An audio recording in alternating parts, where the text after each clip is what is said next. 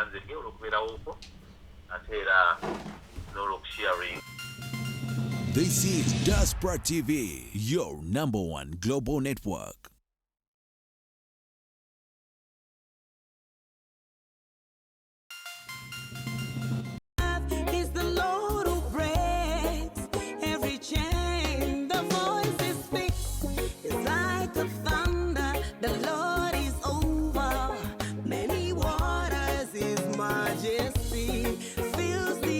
Abooluganda tubaniriza nate Musumba Samuel Mutyaba owa New Life Christian Center yoyo abaddeko era ng'ayigiriza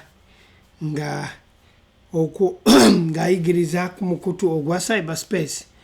Era kakati naffe tukomyewo nate era nga tukyeyongera okuyiga. Nyaniriza mwenna abali ku cyberspace abooluganda nti Mukama waffe yeebazibwe, mwebale kwefiiriza budde olunaku olwaleero lwakuna. Tuyigiriza mu Luganda nga bulijjo buli lwakuna era tubeebaza okuwaayo akaseera ne mujja okwewaayo okuyiga ekigambo kya Katonda. Musumba Samu abadde ayogera ku kigambo ky'okuwandiika. Ekigambo ky'okuwandiika kikulu nnyo nti n'abayigiriza ffe ebigambo bino tubisoma ebyawandiikibwa ne tusobola okunnyonnyola ekyo ekyawandiikibwa omuntu omulala asobola okukitegeera nti n'oyo anaddako ajja kusoma ebyo ebyawandiikibwa asobola okubitegeera. Okuwandiika notes kintu kikulu nnyo era kyova olaba nti emirundi egisinga tubasaba okubeera n'ebitabo ne bayibuli zammwe n'ekkalaamu nti ebigambo bye twogera gwe okola notes ezizo nga nange bwe mbeera ne notes zange wano nenzijjamu ebigambo bye nawandiise ne mbibabuulira ne ngenda mu bayibuli ne ndeeta ebigambo ebyawandiikibwa ne tubisoma ffembi. Era sijja genda wala nnyo nga tugenda okutandika. Njagala obbaaniriza abali ku Facebook, abali ku YouTube, abali ku Twitter nti mwebale kwefiiriza kujja kuwulira kigambo kya Katonda. Kana kaseera ke tulimu kakuwulira kakusomesa na kutegeera Katonda ono yawandiikibwa. Leero tulina omutwe ogugamba nti okugeraageranya obumanyirivu n'ebyawandiikibwa. Okugeraageranya obumanyirivu bw'olina n'ebyawandiikibwa. Naye nga tetunagenda mu maaso mbadde nkusaba oggyeyo essimu yo kubanga njagala osharinge kye tugenda okuyiga eri abalala abagenda okujja ku mukutu guno okuyiga ekigambo kya Katonda. Amiina. Njagala osharinge kubanga tugenda twagala n'abooluganda abalala abasobola okubeerako abasobola okugendako ne bawulira. Kikulu nnyo ekyokubeera nti tusharinga ekigambo kino abantu abalala ne basobola okukiwulira kubanga Mukama Katonda atuwadde obuvunaanyizibwa obw'okubeera abatabaganya mu kuwulira ekigambo kya Katonda. Amiina. Kati gwe awulira ekigambo kino naawe oli musomesa okubeera nti osobola okuwulira ebigambo bino by'owulidde n'obitegeera kubanga omala bikkiriza n'obitegeera n'osobola okugenda obibuulira abalala. Amanya n'eddoboozi Godfrey Sempebwa Mubiru nga ndi ne mukyala wange technician ali mu byuma Great Mubiru nga ffe tugenda okuyigiriza ekigambo ky'olwaleero ekigamba nti okukola ki? Okugeraageranya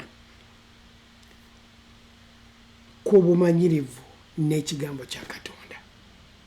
Obumanyirivu bw'oyagala bugeraageranya n'ekigambo kya Katonda.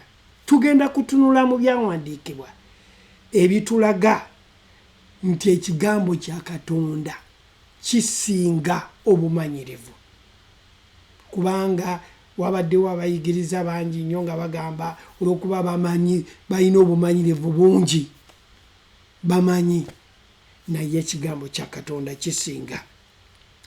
Taata twagala okwebaza olunaku olwaleero olw'ekisa kyo olw'okwagala kwo olw'obulungi bw'otuwadde. Okusookera ddala twebaza olw'obulamu, twebaza olw'okutusonyiwa ebibi byaffe, twebaza olw'obulamu buno obutaggwawo bw'otuwadde. N'olwaleero nga tuzze n'abooluganda bagenda okuyiga naffe, obikkula amaaso gaabwe okumanya okuyitibwa ku bwe kuli, era otuwa okutegeera n'okubikkulirwa mu kigambo kyo. Taata, twebaza eri abo bonna abakyasibiddwa, abakyalina veil ku maaso gaabwe nga tebanaakutegeera. Olunaku olwaleero banaawulira ekigambo kyo ne bakkiriza, veil ne baviibwako ku maaso gaabwe ne bamanya oyo Kristo eyajja okulaga obwakatonda. Era tukwebaza eri abo bonna abalwadde, bwe banaawulira ekigambo kyo olunaku olwaleero bagenda kuba balamu, kubanga Kristo bwe bakkiriza Kristo atudde mu bo era mulamu. Twebaza Taata nti ekigambo kino kye tugenda okuwulira bulamu, era kino kyawandiikibwa tusobole okukisoma, tusobole okutegeera. Tukwebaza olunaku olwaleero nga tuyita mu linnya ly'omwana w'omu Yesu Kristo Mukama waffe, buli omu n'agamba nti amiina. Abooluganda mugamba mutya? Tubaaniriza nnyo nate nga tugenda okuwulira ekigambo kya Katonda olw'eggulo olwaleero olunaku lwakuna, okugeraageranya obumanyirivu n'ebyawandiikibwa. Tuzze tuyigiriza ku kigambo ekikwatagana n'okuluŋŋamizibwa kwa Katonda, nti emirundi egisinga tugenda ne twerabira nti bwe twamala okukkiriza Yesu Kristo, obulamu buno bwe tulimu newankubadde bwaffe si bwaffe, kati buli mu mikono gya Katonda. Era kyovudde olaba olwaleero tujja okuyigiriza ku bintu nga bino, omukkiriza asobole okumanya, asobole okwetegeera kiki kyali mu Kristo, asobole okutambulira mu mikululo egy'Omwoyo Omutukuvu ali mu ye okumuluŋŋamya.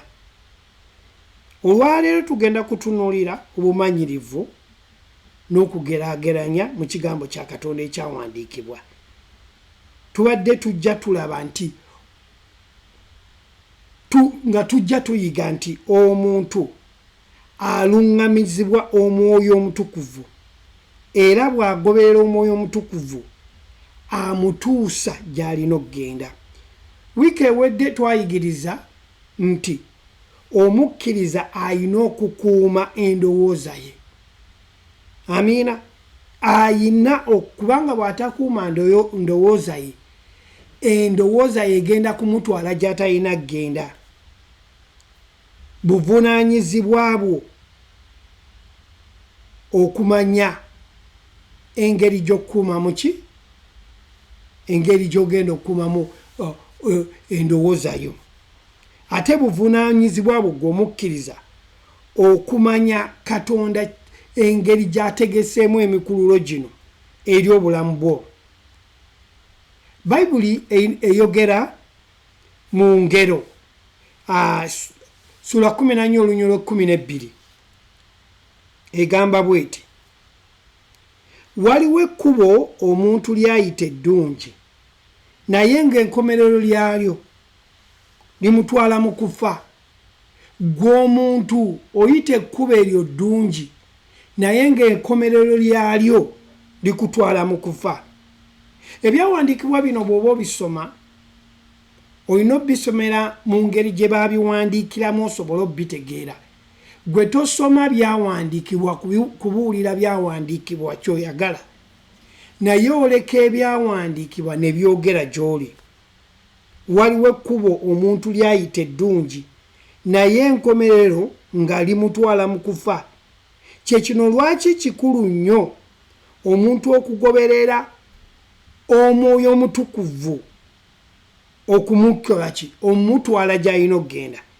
Kubanga buli lw'otamugoberera ogenda kubula, naye nga ye waali okulaga amazima n'okutwala mu kkubo ettuufu. Buli lw'olikkiriza Omwoyo Omutukuvu oba Omwoyo ali munda mu ggwe okukuliidinga, okutwala gy'alina kugenda, kuliidinga mu kkubo ettuufu. Kyekyo lwaki omukkiriza alina okwemanya naye asobola kwemanya atya alina okwemanya ng'ayita mu bino ebyawandiikibwa omukkiriza twayigiriza luli ne tugamba nti omukkiriza kitangaala lwaki kubanga yanunulibwa okuva mu nsi ey'ekizikiza n'aleetebwa mu nsi ey'ekitangaala kyekyo lwaki oli kitangaala omukkiriza talina kubuzaabuzibwa mu ye omukkiriza talina gye bayita confusion omukkiriza talina kubeera confused no era ali wala nnyo n'okubuzaabuzibwa kyekyo lwaki alina okumanya engeri gy'alina okukola ki okukuumamu endowooza yeeno kyova olaba nti omukkiriza bw'amala okukkiriza yesu kristo waliwo olugendo lw'okutambula okukola mu kigambo kya katonda akula atya ng'asomesebwa bw'olokoka obulokozi tosigala awo amiina bw'olokoka ng'ojja mu kkanisa ng'ofuna omusumba ategedde okusomesa bayibuli ng'otandika okusoma ku yesu kristo ono gw'okkiriza ng'ogenda okula mu kigambo kya katonda ng'otuuka mu kigera kyani kya kristo kati omukkiriza alina okumanya nti mu ye temuli kubuzaabuzibwa amiina era ye alina okwemanya nti kati ekkubo lyenkwata lino si lya bwa katonda bayibuli era eyogera mu ngero essuula nyolonyolo 23 ayogera atya weegenderezenga by'olowooza kubanga obulamu bwo bufugibwa ebyo by'olowooza weegenderezenga kyekyo lwaki wali tugambye nti oyina okukuuma ebirowoozo byo engeri gy'olowoozaamu bantu bangi batwaliddwa olw'ebirowoozo omuntu ameditatinga ku kintu ekikyamu oba alina kyagala okukola omuntu ne kimutwala gy'atandigenze babuli egambye nti ebisobola okukyusa oba amaanyi agasobola okujja ku ky'obwakatonda ne kikyusa omutima gwo kyova olaba nti olina okwegendereza ebintu by'owulira olina okwegendereza by'olaba n'omumwa gw'obyogera ekigambo ky'oyogedde gw'okiwulira nnyo n'okusinga b'okigambye okimanyi ekyo ng'ate gwe mulyango oguyitamu ebirowoozo kye bigenda okutwala akamwa okutu eriiso amiina kubanga kankugambemu owooluganda mpuliriza olunaku olwaleero bw'oba obadde wakajja ku mukutu guno tuli mu kugeraageranya obumanyirivu bw'olina n'ekigambo kya katonda kubanga abantu abamu bagamba nze ndudde mu buweereza nina obumanyirivu bungi nnyo okusinga ekigambo kya katonda tekisoboka naye omukkiriza yenna bw'obanga omanyi nti olina obuvunaanyizibwa omwoyo omutukuvu okuluŋŋamya gwe ng'omukkiriza olina okukkiriza omwoyo omutukuvu okuluŋŋamya bw'aba katonda alina obuvunaanyizibwa okutuluŋŋamya kati tulina okumumanyako amiina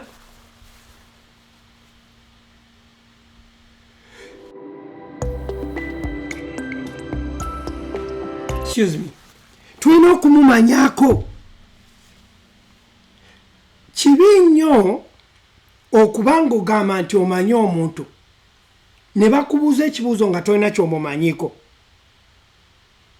nga Katonda bw'alina obuvunaanyizibwa obw'okutuluŋŋamya naffe tuba tulina okumumanyako. Abantu abasinga Katonda balina bwe bamumanyiko ate mu ngeri endala, si mu ngeri entuufu naye mu ngeri y'obumanyirivu,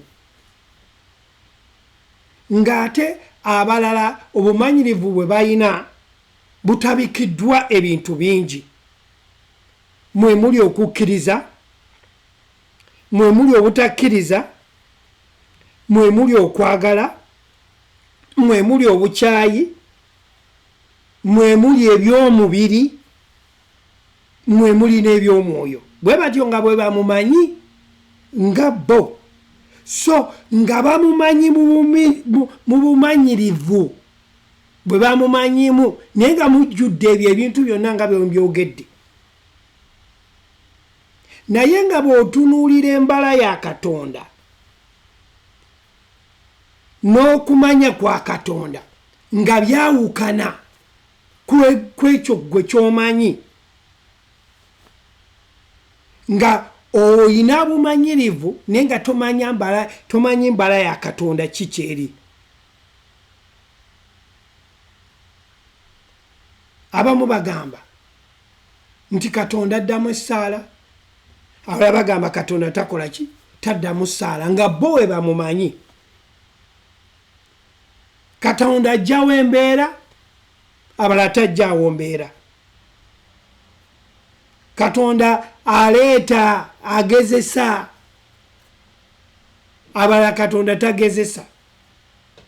Katonda akuleka n'obonyaabonyezebwa osobola okubonaabona, asobola okukuwa by'oyagala. Naye bwe tutunula mu byawandiikibwa, Bayibuli eyogera ki? Ebyawandiikibwa bigamba ki? Eri mu Yakobo atugambye nti Katonda takema na bubi. Katonda takola ki? Takema na bubi. Kitegeeza Katonda takema na bubi. Kyekitegeeza tewaliwo magiki, tewaliwo kirala kyonna. Musumba Sam agenze nti nga bwe yali era bw'aliba obubereberye. Kitegeeza Katonda takyukakyuka, nga bwe yali mu ndagaano enkadde era bw'akyali mu ndagaano empya. Kati awo kiba kitwetaagisa okuddayo okusoma ebyawandiikibwa mu context mwe baabiwandiikira tusobole okukola ki? Obitegeera. Kubanga bwe tunaabeera n'okubeera nga muli tetunategeera mbala ya Katonda, ffe tugenda okugamba nti Katonda mulungi ate omala ne yeekyusa. Katonda yateekawo ekitangaala ate yamala n'ateekawo ekizikiza. Katonda yagaba era yajjawo. Katonda ne tubeera nga tulina okujjuzibwa embala ya Katonda enkyamu, kweko kwempise nti okutabulwa. Naye twetaaga tumanye embala ya Katonda. Kati kitegeeza nti bw'onooba nga bw'otyo bw'omanyi Katonda, togenda na kutegeera Sitaani biki byakola. Nti Sitaani ne bw'anaaba azze okutega emitego tojja kutegeera, kubanga otabula enkola ya Katonda n'eya Sitaani. Kitegeeza nti okuteesaako kuli agitated eri enkola ya Katonda, nti oba Katonda alina embala bbiri, yagaba yajjawo, yatta yawa obulamu. Amiina. You are mixing up. Kati kikutwala kiri kikulu nnyo gwe okutegeera ddala embala ya Katonda eri ki. Embala ya Katonda bwe tusoma eri mu Yokaana 3 olunya olw'16, Katonda bwe yayagala ensi n'okuwaayo n'awaayo omwana wo yekka buli amukkiriza aleme okubula naye abeere n'obulamu obutaggwaawo. Okwagala kwe si lwakuba nti olina ekyokukola, agambye buli amukkiriza, si buli amala okukyuka, si buli amala okwenenya, buli amukkiriza. Kati obumanyirivu buno bujjirawo okusinga ekigambo kya Katonda. Kati ekigambo kya Katonda ye borderline ey'omukristaayo okuyiga embala ya Katonda. Kyawandiikibwa is the container. Mu Luganda baba kinyonyola batya ekyo nti gwe okumanya Katonda ono olina okumanya ekigambo kya Katonda. Gwe mulamwa ye yardstick kwe weepimira okufuna okubikkulirwa kwa Katonda. Okumanya kwa Katonda kwe kubikkulirwa kwonna okuyita mu kigambo kye. Teriyo kintu kirala kyonna kisobola kulaga kiri wabweru w'ekigambo kya Katonda osobola kumanyira Katonda. Kyekyo lwaki kikulu nnyo gwe omukkiriza okumanya ekigambo kya Katonda oleme kubeera na bumanyirivu, just bumanyirivu. Amiina. Ekigambo kya Katonda kirungi nti gwe omukkiriza olina okumanya lwaki olina okukimanya. Era bw'oba nga tokitegedde ogenda kufuna obuzibu, era bino byogenda okusanga nti omikisinga. Kyova olaba abantu abamu olw'okuba tebategedde embala ya Katonda bagenda ne baddira ebya Katonda ne babiwa Sitaani, ebya Sitaani ne babiwaani ne babiwa Katonda. Bw'oba okoze ekintu ne kirabisibwa oba ne kivaamu, tekitegeeza nti Katonda abaddewo.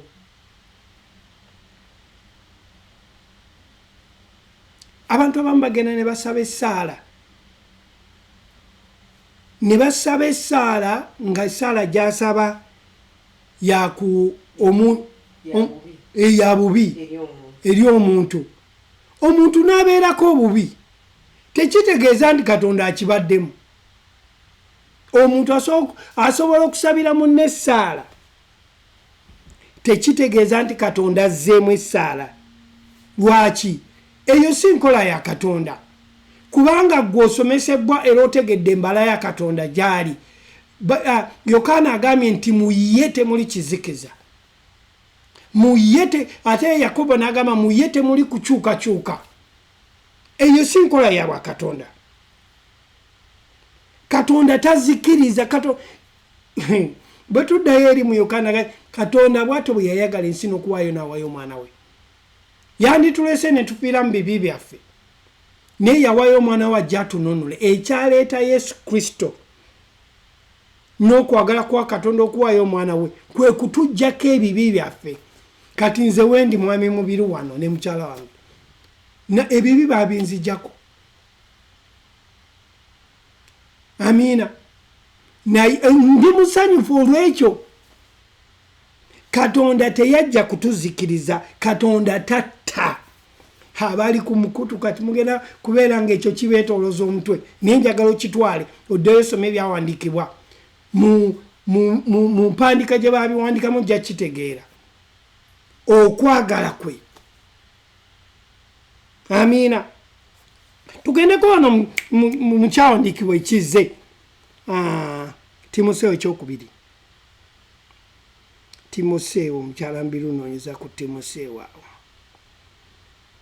Timoseewo ekyokubiri 2:3.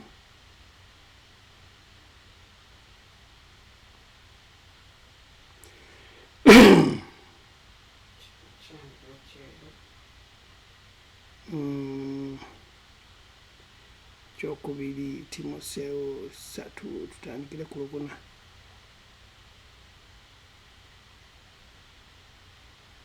Yagala abantu bonna okulokoka n'okumanya amazima. Haleluya. Timoseewo kiri mu kisooka biri tuve ku okusatu. Kiri mu kisooka Timoseewo ekisooka. Timoseewo muwulire okwagala kwa Katonda bwe kuli. Timoseewo ekisooka 3 tugenda kutandika sura 2 tuve ku lwokusatu n'olwokuna.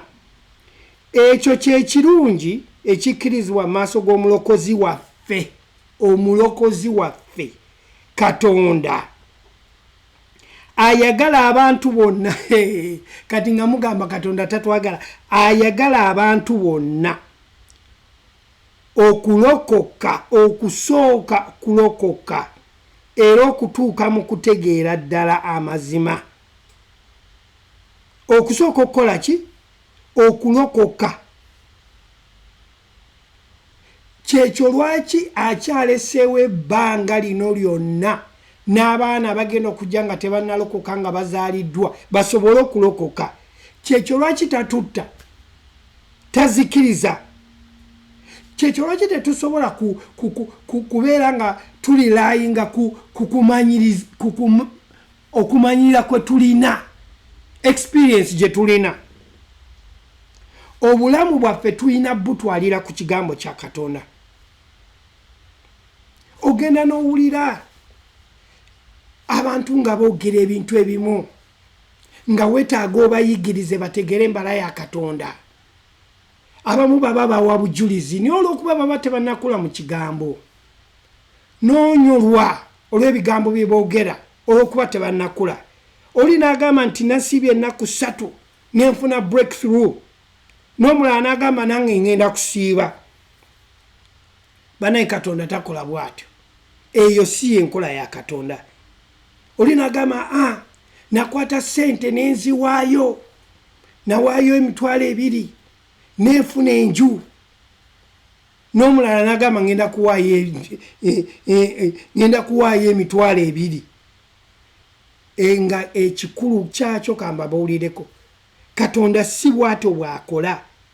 Bw'obanga endowooza yo obanga obulamu bwo bugenda kutambula bwe butyo owooluganda mpuliriza olunaku olwaleero, ogenda kubeera a victim of fraud. Omuntu gwe bakuula buli kiseera bagenda kulya. Abafere bangi kati ababuulira ekigambo kya Katonda. Katonda si mufuusa. Amiina. Ekigambo kya Katonda kino kye tusoma kye kitubuulira Katonda kyali. It was written, gw'okisome olyoka okitegeere. Ate ne bwe tutunuulira endagaano empya, endagaano empya si bwetyo bwegamba nti waayo olyoka ofune. Nedda, ekigambo kya Katonda kirina principles zaakyo. Kati gwe bw'oba oyagala kutambulira mu kigambo kya Katonda olina okukisoma n'okitegeera. Amiina. Ekigambo kya Katonda kirina yardstick nga bwe kitambula nti ogoberera eyo yardstick nga bweri naawe bw'okola kibwokola. Kyawandiikibwa kisomebwe kiryoke kitubikkulirwe tukitegeere. Bw'oba osomye ekigambo kya Katonda n'otalaba Kristo osomye kirala. Bw'osoma ekigambo kya Katonda osobole okwerabisizaamu n'okubeera nti okyusa entegeerayo.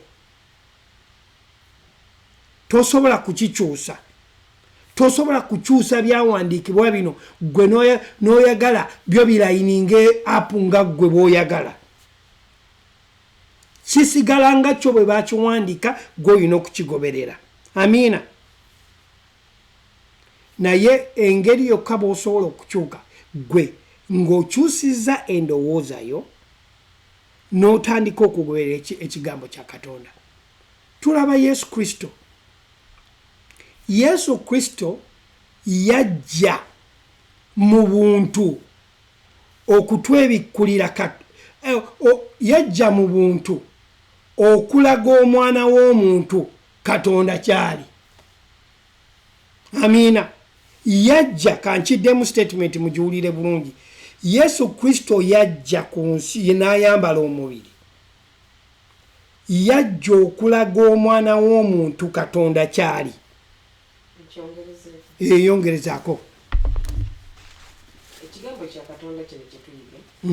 Kubanga tuyiga obumanyirivu oba experience, obumanyirivu oba experience y'omuntu n'eri ekigambo kya Katonda.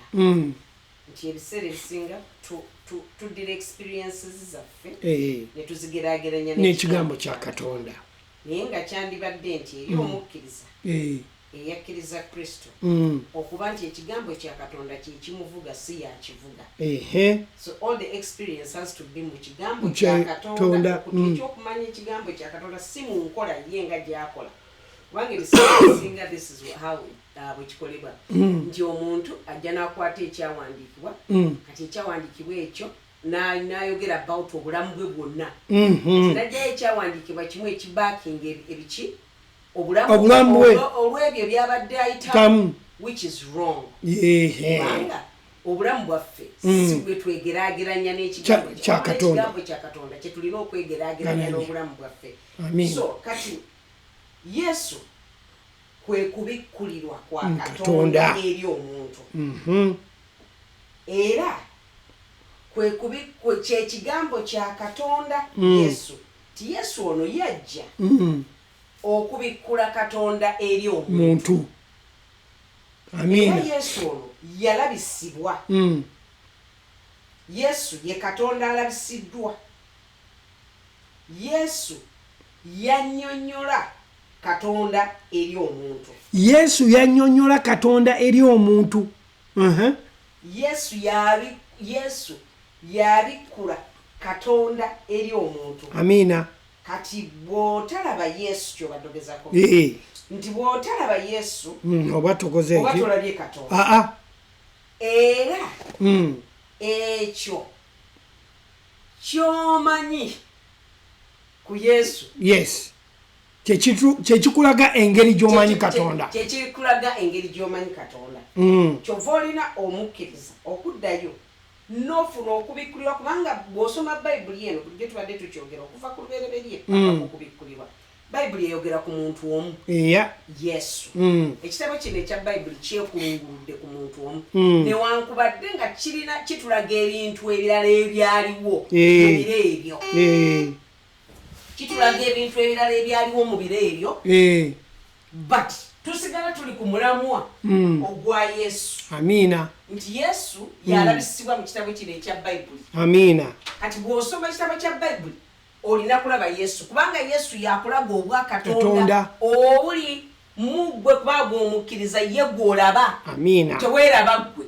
Kubanga bweweraba ggwe kiba kitegeeza Yesu tomulabye. Naye bw'olaba Yesu kiba kitegeeza oba weerabye. Kyova olaba tugenda ne twogera ku kigambo ky'embala. Embala ya Katonda. Nti gwe naawe omukkiriza olina okumanya embala yo eri muki mu Kristo. Ogeze n'oyogera ekigambo ekyo n'ogamba nti omukkiriza bw'oba tolabye Yesu, bw'osoma Bayibuli eno n'otalaba Yesu oba totegedde. Kubanga ekitabo kye tulina okumanya nga abakkiriza nti ekitabo kino kyawandiikibwa. Okyogeddeko eri mu maaso gy'ovudde nti ekigambo kino kyawandiikibwa, kyayogerwa kisobole okuwandiikibwa, kyawandiikibwa kisobole okusomebwa. Amina. Kati bwe kisomebwa then kati omuntu w'omanya kati okujjako ng'omaze okusoma n'otegeera. Amina. Era bw'oba totegedde nga tolaba Yesu ddamu osome paka kubanga ye waali okwebikkulira okuyita mu byawandiikibwa. Amina. Tega nti Yesu yabikkula obwa Katonda. Okumanya kuti Katonda ono. So Jesus is the express revelation of God. Yeah. Kati gwe ng'omukkiriza ebintu bino olina okubimanya. Bw'oba tosomye n'obitegeera kitegeeza nti ogenda kutegeera Katonda. Era kitegeeza nti obwa katonda buno bw'otandika obumanya tuli mu kuyiga obwa katonda buno we buli nga tulaba obumanyirivu experiences zaffe tuzigeraageranya n'ebyawandiikibwa tugambye nti experience yaffe tezikola tezikola bayibuli ebyawandiikibwa bye byogera gye tuli so si ffe twogera weebale nnyo kubanga oli eyatununula kyali kirowoozo ky'okutonda omuntu kyali kirowoozo ky'okununula omuntu kati oyo eyatonda n'anunula yalina ebigendererwa by'omuntu yensonga lwaki yawandiika tusobole okumanya ekyawandiikibwa kino tuzze twogera ebyawandiikibwa bino muntu naye tumumanyira mu byawandiikibwa kubanga ebyawandiikibwa byogera ku ye. Tusome ekyawandiikibwa ekyo kiri mu Yokaana 5:3 5:3 tusome Yokaana 5:3 5 Yokaana oli Yokaana enjiri abakatwegattako tuli ku bumanyirivu n'ekigambo kya Katonda kwegeraageranya 5:3 lugamba bwe luti munoonya mu byawandiikibwa kubanga mwe mulowooza nti mu byo mulina obulamu obutaggwaawo n'ebyo bitegeeza byange. Ebyawandiikibwa bitegeeza ani? Kristo. Bali yali ayogera eri abafalisaayo n'abasedukaayo ng'abagezaako nti munnoonyeza bo baakolanga gwakukwata mateeka gwakusoma byawandiikibwa bino bikwata naye ng'ate ye byawandiikibwa atuuse kubanga mu maaso eno gye tugenda okusoma nti ku lubereberye waaliwo kigambo n'aba wali Katonda kigambo n'aba Katonda awataali ye tewali kyakolebwa Yokaana yawandiika ebyo kati kiba kitegeeza nti bwe baba baasoma mu mateeka ga Musa kitegeeza baasomanga busomi ngaffe olwaleero naffe tusoma busomi ne tukwata bukwasi bintu bye tutabikuliddwa kutegeera kikibiri kati na bano baasomanga busomi bo bakwata mateeka ga Musa naye ng'ate amateeka yali ono bali boogerako olwazze okutuukiriza ku kintu. Amen. Kyavudde abagamba wano tugenda kusoma mu Yokaana 5:19 tweyongereyo kulaba. Awo Yesu n'addamu nti mazima ddala mbagamba nti omwana talina kyayinza kukola ku bubwe wabula ekyo kyalaba nga kitaawe akikola kubanga ye byakola omwana byakola.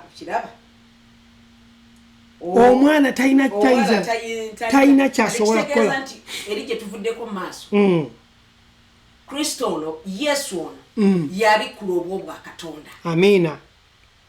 Kristo ono kyatakola era kyatakola ne Katonda takikola. Amiina. So kyekiva kitwala omukkiriza okusoma ebyawandiikibwa bino oba okufuna omusomesa amaze okubikula bulungi n'amusomesa kubanga ebiseera ebisinga tufuna abasomesa tubuzibwa tuba n'abasomesa ba mirundi mingi ono najja n'agamba Katonda toli n'agamba tatta kakati gwe n'obeeraawo ng'obuzibwa olw'okuba tosoma byakola tosoma naawe olina obuvunaanyizibwa ng'omukkiriza okuddayo n'osoma kubanga byawandiikibwa tusobole okubimanya. Amiina. Ate ffenna twala okulebwa okusobola okuba nti tutegeera ye ensonga lwaki Pawulo awandiise mu Befeso nti Katonda yanyaga ebirabo naawe abatume naawe abannabbi naawe abayigiriza naawe abasomesa naawe abasumba ebirabo ebyabaweebwa si byakutubeeraawo nga batudingadinga ebirabo ebyabaweebwa ekirabo ekyabaweebwa kyekyo ffenna okuyigirizibwa ffenna tutuuke mu kumanya kwa Kristo.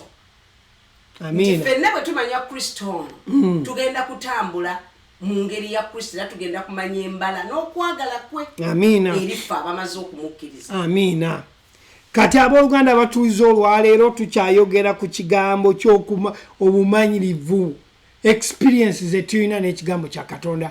Emirundi egisinga tugenda nnyo ne tuyimirira mu kifo ky'okubuulira Kristo ne tubuulira mbeera gye bayita circumstantial ne tubuulira embeera Kristo n'adda ebbali naye ng'omuntu yazze kuwulira Kristo asobola okusumululwa kubanga buli lwe tusomesa Yesu ono omuntu afuna okumanya n'okutegeera. Amiina. Embeera oba kiki ennafunye oba kiki ennakoze tekikola nnyo makulu gye ndinze naye wabula endowooza yange eno gye tuliko tuli mu ndowooza tuli mu ndowooza n'omwoyo oyo afugira mu ffe. So endowooza yange eno okubanga njikuuma nina njikuuma na kigambo kya Katonda sinabyenkola. Kubanga bwe twogera ku bintu ebyokkola kola kulungi tuli mu nsi eno ey'obuliwo. Amiina. Era okuba tuli mu mubiri omuntu kimugwanira okugenda okukola kimugwanira okuba ne bizinensi mwajja ssente okuba nti obulamu buno obwa bulijjo butambula bulungi nnyo. Naye era ne bannaffe abatannamanya Katonda mu ngeri eno gye tutegeddemu nabo bakola kubanga nabo bali mu nsi eno ey'obuliwo.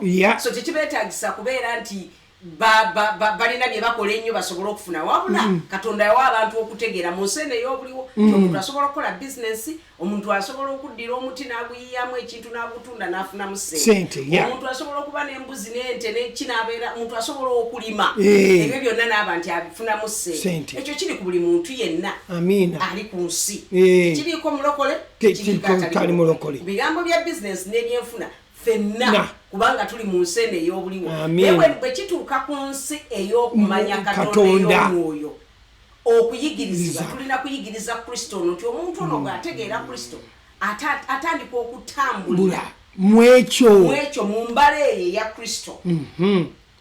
Ate awo wali enjawulo nti we tusingira ku b'ensi nti bayina ebyensi naye tebayina bya mwoyo. Kati ate kisingawo nnyo gwe ow'omwoyo ate nga nabino ebiriko ebikola mu nsi obirina obujjuvu kati gwobeera ojjudde oba ojjudde. Ebiseera ebisinga tugenda ne tukola olubege ne tubeera nga eby'omwoyo bino tubimanyi nnyo naye mu ngeri y'okubeezaawo obulamu ne tubeera nga tuli banafu. Amiina. Naye ng'ate kitugwanira kubanga atugambye mu Peetero ayogedde n'agamba nti yatuwa byonna ebikwatagana ku bulamu ne ku by'omwoyo. Kati kitugwana eri abakkiriza ekirigaana eri abasumba abasomesa bannabbi baaposo bevangelisiti okusomesa obutuufu lulinga kyogerako nti twesiba nnyo ku bannabbi b'obulimba naye ne twerabira nti waliwo abasomesa ab'obulimba abasomesa ab'obulimba bye basinga otukolera ddala obubi. Amiina. Batusomesa ebintu ebitaliiyo mayindi yaffe bagisibira awantu etalina kubeera. Kati obalaba nti ogenda n'osanga abantu abamu nga bagamba nti Mukama mbonereza olw'okuba nagana okuyingira mu ministry. Bannange Mukama Katonda si musawo muganda. Amiina. Mukama tasobola kubonereza olw'okuba agana okuyingira mu buweereza. Njagala okuddayo ko Katonda wali ku kyoko ekyokunzigumiza ku kya Yokaana essuula ey'okutaano n'onyera 19 nti awo Yesu n'addamu n'agamba awo Yesu n'abaddamu nti mazima ddala mbagamba nti omwana talina kyayinza kukola ku bubwe wabula ekyo kyalaba nga kitaawe akola. Amiina. Kati kiba kitulaga wakoze statement egamba nti Katonda tatta which nti omuntu asobola gitegeera paka ng'agenze asomesebwa webale nnyo okunyonyola kintu nedda kati gwebeera nga osigala nga owuliriza okomawo nate at the end ojja kumanya ojja kulaba nti ddala Katonda tatta naye tetusobola kugatatta watta naye mukuyita mu kusomesebwa awo we tumanyira nti atta oba tatta. Naye Yesu wanaagambye nti mazima ddala mbagamba nti omwana talina kyayinza kukola ku bubwe wabula Yesu bwe yali ku nsi kuno teyatta muntu yenna. Kiba kitegeeza Katonda teyatta. Kati era Yesu bwe yali ku nsi kuno tumulaba talina muntu gwe yabonyaabonya n'amuwa bulwadde wabula tumulaba ng'agenda ng'abonyaabonya abajogebwanga sitaani. Tumulaba era tumulaba nga abatume tumulaba bwalwe bamala ennaku 3 naga nti abantu tetusobola basiibula wano njala mwafunira ebyokulya kitegeeza Yesu ono afaayo. Katonda ono ali mu Yesu alaga obwa Katonda bwe afaayo.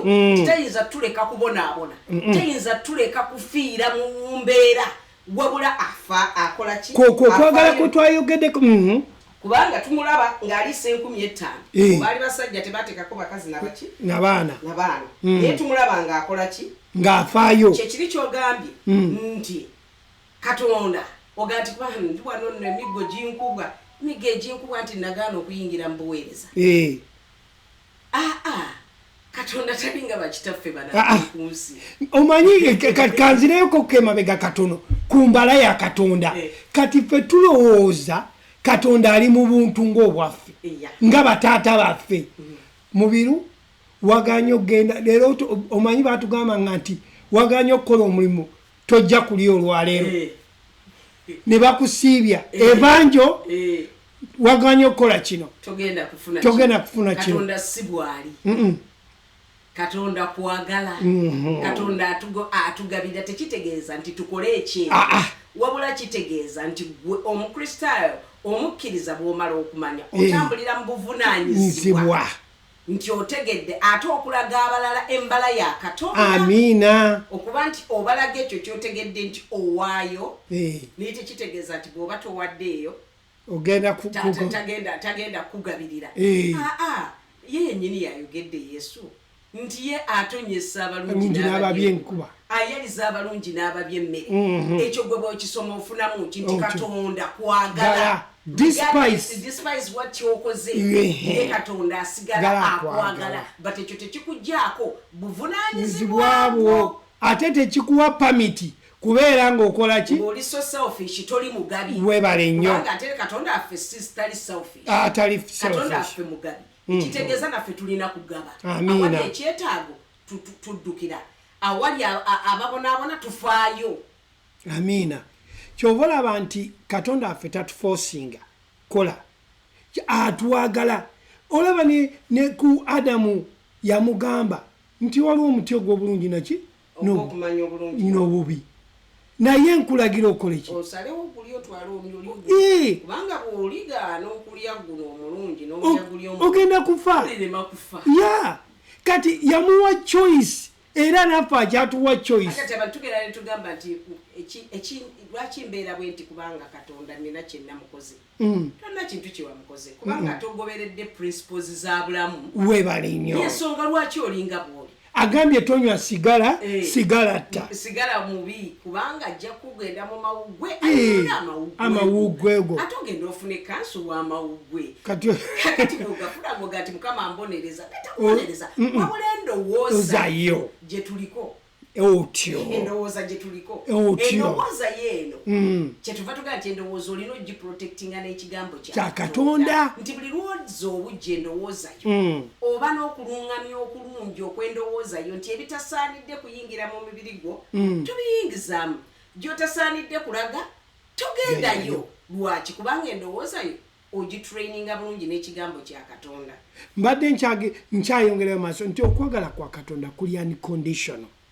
tekuliko kugamba nti mwami mubiru olina okulokoka mwami mubiru olina okukola kino ndyoke nkwagale bw'oba tonnakola kino togenda kujja mu bulokozi waliwo ekyawandikibwa kiri mu Baluumi essula 11 olunywa 29 muwulire bw'ayogera katonda bw'agabira abantu oba bw'ayita teyejjusa katonda bw'agabira abantu oba bw'abayita takola ki teyejjusa ekitegeeza nti taliiwo kutubonereza togamba nti ngenze mu buweereza ate olw'okuba ŋŋaanye agenda kumbonereza kyekyo lwaki okwagala kwe kutuleetera okwenenya okwagala kwa katonda kwe kutuleetera okwenenya bino byakutulumiriza oli mubi oli mwezi ebyo binyongerayo biba byongerayo omuntu okwagala kwa katonda kwe kumpalulira mu kisaaki webaliyo omuntu avudde ebweru nga tanategeera katonda najja mu kanisa ng'abadde alina ebimusibye ne mumuleka ne mumusomesa ekigambo kya katonda akyuka mu ngeri gye mutategeera na kutegeera nga teri amugambye lekera omwenge lekera obwenzi lekera obubbi olw'okuba ekigambo kya katonda atandise okyobuzaavinga atamanyi nti mubbi ate tamanyi tayenda ate atamanyi nti ayonoona so anoonya kubeerwa kyova olaba nti katonda yatuteerawo kristo ono okuba ekiddukiro kyaffe oba okuba omutango gye tuli kubanga ye kwagala kwe nabagambye nti kyali kirowoozo kye era olwokuba kyali kirowoozo ekyokutonda omuntu era kirowoozo kye ekyokununula omuntu ng'avudde mu kwagala kwe so era yatuteerawo ebyawandiikibwa bino tusobole okusoma tusobole okwetegeera okuyita mu ye kubanga tuli mu ye twava mu ye tudda mu ye kati tulina okumanya ki kye tuli okuyita mu ye.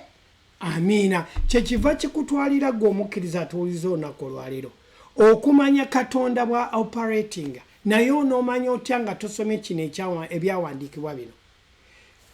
Obumanyirivu bwo si bukulu nnyo. Obumanyirivu bwo bulina kuyita kugezesebwa mu byawandiikibwa bino osobole okwetegeera. Bannange, Katonda teyajja kututeralizinga kutubonereza. Naye olw'okuba twagala mu kifo ky'okwogera ku bulungi bwa Katonda ne twogera ku ki? Ku experience zaffe ze tuyiseemu. Ky'oba olaba nti tulema okutegeera Katonda kiki kyayagala tubeere. Si kibi. Naye ate si ye yardstick oba mu Luganda ye yardstick. Okuba nti kwegeraageranya n'ekigambo kya Katonda. Ekigambo kya Katonda kino bwe bulamu gye tuli ge magezi gye tuli. So nti okuyita mu kigambo kya Katonda kino tufuna okutegeera ne tusobola okutambulira mu kwagala oyo eyatulokola. Amiina.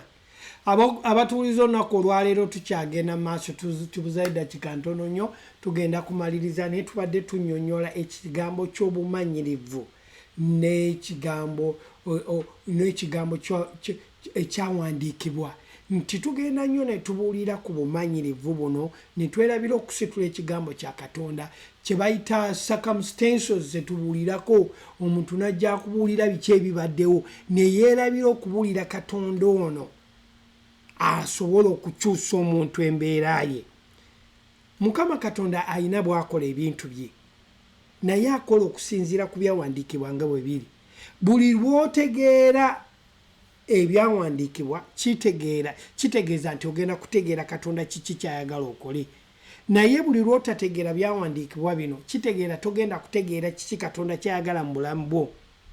Omulimu gw'omukkiriza omukulu kwe kutegeera Omwoyo Omutukuvu kyagala omulungamya asobole okubeera nti talowooleza wabweru wa byawandiikibwa. Amiina. Gwe Mukama Katonda azze okulungamya okuyita mu Mwoyo Omutukuvu okumanya ebyawandiikibwa ate ebyawandiikibwa bye bikakasa engeri Katonda bw'agenda okukulungamya. Nti bw'ofuna vision oba kirooto oba kuyitibwa olina okuzaayo mu kigambo kya Katonda kubanga Katonda tasobola kuyita wabweru wa kigambo kye oba wabweru wa nkola ye. Enkola ye ky'ekigambo kye. So buli kintu kyonna kyaba akuwadde okukola kyaba akuwadde okulungamizibwa kiba mu kigambo kye. Era buli lw'otunuulira nti nayitibwa naye n'otaddayo kutunuulira kigambo kya Katonda kino kiba kitegeeza oli wabweru wa Yesu. Amiina. Kiba olina okukomawo nate okutunuulira ebyawandiikibwa bino okusobola okuba nti obitegeera. Katonda affe si ye Katonda ye kabaka w'abatabuzitabuzi. Katonda affe ta confusinga. Muye temuli kukola ki? Kubuzibwa. Muye temuli kubuzibwa. Bwe tutunuulira Yesu tulaba okulungamizibwa kwa Katonda mu bintu byonna. Amiina. Okuyita mu Yesu. Era bwe tutunuulira Yesu tulaba okubikkulirwa kw'ebintu byonna bwe kwali. Era njagala tusome ekyawandiikibwa nga tetunaakumala tumale okutegeera wano. Yokaana ebbaluwa essuula 5 olunyolo 2. Era tumanyi nga omwana wa Katonda yajja n'atuwa amagezi n'okutegeera tutegeera ow'amazima. Era tuli mwoyo ow'amazima mu mwana we Yesu Kristo. Tuli mwani mu Yesu Kristo oyo. Wano abantu abatanategeera nti Yesu Kristo ye Katonda muwulire ekyawandiikibwa kino. Era tuli mwoyo ow'amazima omwana we Yesu Kristo oyo ye Katonda ow'amazima n'obulamu obutaggwaawo. Bino si nze mbyogera, byawandiikibwa. Era tumanyi nga omwana wa Katonda soyokutanoonyo olwabiri. Era tumanyi nga omwana wa Katonda yajja n'atuwa amagezi okutegeera tutegeere ow'amazima era tuli mwoyo ow'amazima mu mwana we Yesu Kristo. Oyo ye Katonda w'amazima n'obulamu obutaggwaawo. Yesu Kristo yatulaga Katonda. Kitegeeza muwulire, kitegeeza nti gwali mu Kristo oli mwani, oli mu ye, oli mu ye. Gwali mu Katonda oli mu Kristo. Era ali mu Kristo oli mu Katonda. Amiina. Bakitegeeza nti Yesu yatulaga okubikkulirwa kwa Katonda. Amiina. Mu ngeri y'obuntu kubanga yajja gye tuli. Yokaana amwogerako nti azza gye tuli n'ayambala omubiri. Kati okuyita mu mubiri guno Kristo alabisibwa.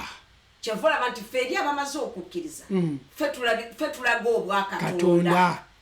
Kati gwe omuntu omukkiriza olina okulaga obwa Katonda eri abatannategeera Katonda kyali.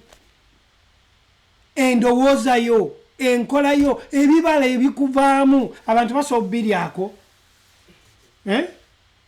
Gwe olaga obwa Katonda. Obudde bubuno buweddewo, naye tujja kweyongera ku kigambo kino.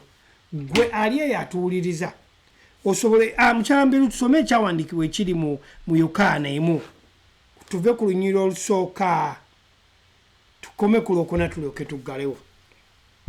Yokaana the gospel, enjiri egambye bweti, ku lubereberye waaliwo kigambo, kigambo n'aba awali Katonda, kigambo n'aba Katonda, oyo yaliwo ku lubereberye awali Katonda. Ebintu byonna byakolebwa ku bw'oyo, era awataali kintu na kimu ekyakolebwa. Obulamu bwali mu ye, obulamu ne buba omusana gw'abantu. Kati tugende ku lwa 14 ng'akoze atya, afuuse omu. N'agamba, kigambo n'afuuka omubiri n'abeerako gye tuli, ne tulaba ekitiibwa kye, ekitiibwa ng'ekyoyo eyazaalibwa omu yekka, Kitaffe, ng'ajjudde ekisa n'amazima. N'ayambala omubiri n'afuuka n'abeerako gye tuli, ekitiibwa kye ng'ekyoyo eyazaalibwa omu yekka, ng'ajjudde ekisa n'amazima.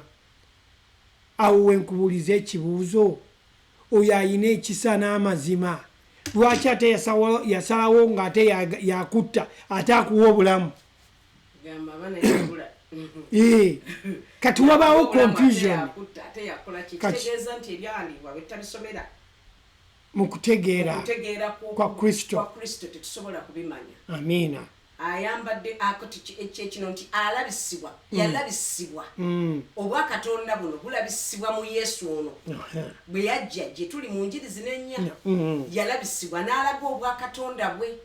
Byandikwa bino bye tukola ki bye tusoma. So kyataakola mu mubiri guno kitegeeza ne Katonda kyekikola. Kubanga yatulaga, yatubikkulira obwa Katonda bwe buli. Bw'aba teyabonyaabonya bantu. Nange sikkiriza kubonaabona. Webale nnyo. Bw'aba endwadde tezaamufufuga zaawa nange sikkiriza ndwadde kufufuga. Bwe buba obwavu tebwamusibira awo n'aba mwavu, nange sigenda lwaki? Kubanga azze okundaga obwa Katonda bwe bufaanana. Amiina. Okusingira ddala kwe kumutegeera n'okumanya embala ye n'okwagala kwe. Bwe tumanya embala ye ne tumanya okwagala kwe, kiba kitegeeza endowooza zaffe ziba nnuŋŋamu bulungi era buli lwe zigenda okusalawo zisalawo bulungi. Abooluganda mwebale nnyo okutuwa omukisa ogw'okuba okusomesa ekigambo kya Katonda. Amannya n'eddoboozi mbadde mwami Godfrey Mubiru ne mukyala wange Mubiru nga ffe tuyigiriza ekigambo olunaku olwaleero. Mukama abawe omukisa buli lwakusatu n'olwokuna. Olwokusatu tubeera mu Luzungu okuva ku ssaawa 2 paka ku ssaawa 3. Olwokuna tubeera mu Luganda okuva ku ssaawa 2 paka ssaawa 3 nga bulijjo. Mukama abawe omukisa. Mukyala Mubiru tusabire tuggalewo. Kitaffe omutukufu Katonda omuyinza w'ebintu byonna. Yes, taata. Tukwebaza olw'akaseera kano akalungi ketugabanye ekigambo kyo. Tukkiriza nti oli muffe era okola okusinziira ku kwagala kwo n'ekigambo kyo bwe kiri gye tuli. Kyetuva tukwebaza olw'obulamu bwa buli kinoomu eri oyo abadde awuliriza n'oyo agenda okuwuliriza. Tusaba nti weeyongere okukoma ku mitima gyabwe oggule amaaso gaabwe gamulisibwe gasobole okutegeera okuyitibwa owabayita. Era omwoyo oyo ow'amagezi n'omwoyo ow'okubikkulirwa yebeere nga akola okuyita mu bo okusobola okwetegeera ki kye bali mu ggwe. Taata tusaba ekisa kyo kyeyongerenga mu bo. Tusaba okwagala kwo kweyongerenga mu bo. Eri abatannakumanya ogambye oyagala abantu bonna okulukka n'okutuukira ddala okumanya amazima. Era ogambye tusanyukira mwonoonyi n'omukufiira bibi. Kwe kusaba kwaffe okome ku mitima gy'abantu bano ng'enjiri ebuulirwa kubanga gy'emaanyi agalokola buli oli oyo akkiriza. So tusaba okome ku mitima gy'abasajja n'abakazi. Mukama taata ogyemulule endowooza zaabwe. Ekitangaala Kristo kibaakire mu mitima gyabwe egijjudde ekizikiza. Basobole okuba nti balaba obwa Katonda bo. Basobole okumanya nti wajja okubanunula okubajja mu kibi. Taata tukwebaza nti emyoyo gyo girekolebwa gidda gy'oli kubanga kwe kwagala kwo. Eri abamala dde okumanya beeyongere Mukama taata okukula mu kisa n'okutegeera n'okubikkulirwa kwa Kristo. Tusabira eri abo abalumizibwa mu mibiri gyabwe nga twebaza nti wawaayo dda omubiri gwo ku lw'emibiri egyo. Waginunula mu kufa ne mu ndwadde ne mu kuzikirira ne mu mikono. Katulagira buli nkola etali ya Katonda okuva nate mu mubiri egyo. Buli ndwadde eya ssenyiga eya allergies eya covid eya kansa eya simu tugiragira tolina buyinza ku mubiri gy'abantu mu linnya erya Mukama waffe Yesu kubanga yabafiirira dda yawaayo obulamu bwe bo basobole okuba abalamu. Kyetuva tukwebaza nti obulamu bulabisibwa nate mu bo. Kyetuva tukwebaza nti ekisa kyo kirabisibwa eri abali mu bwetaavu. Mukama tukkiriza nti wooli akoma mitima gy'abantu oli akozesa abantu Mukama taata okuteekawo Mukama taata engeri y'okulabirira bannaffe taata nannyini kisa era ng'okola eri okolera mu bantu abateekawo nate emirimu abatalina emirimu okufuna Mukama taata nti bwe bagendera okunoonya emirimu Mukama taata babeere nga gibaweebwa. Eri abatalina kyakulya Mukama taata bagabirirwe okuva gy'oli taata ow'ekisa. Taata tukwebaza titukkiriza nti byonna bikolebwa okuyita mu ggwe kitaffe. Tusabye nga tuyita mu linnya lya Mukama waffe Yesu. Amiina nnyo abooluganda mwebale nnyo atubagaliza weekend ennungi. Mukama abawe omukisa. Aba cyberspace tubaaniriza nnyo mwebale nnyo okubeerako okutuwa budde. Mukama abawe omukisa mbeere bulungi. Mujjukire nti Yesu akyafuga. This is Diaspora TV, your #1 global network.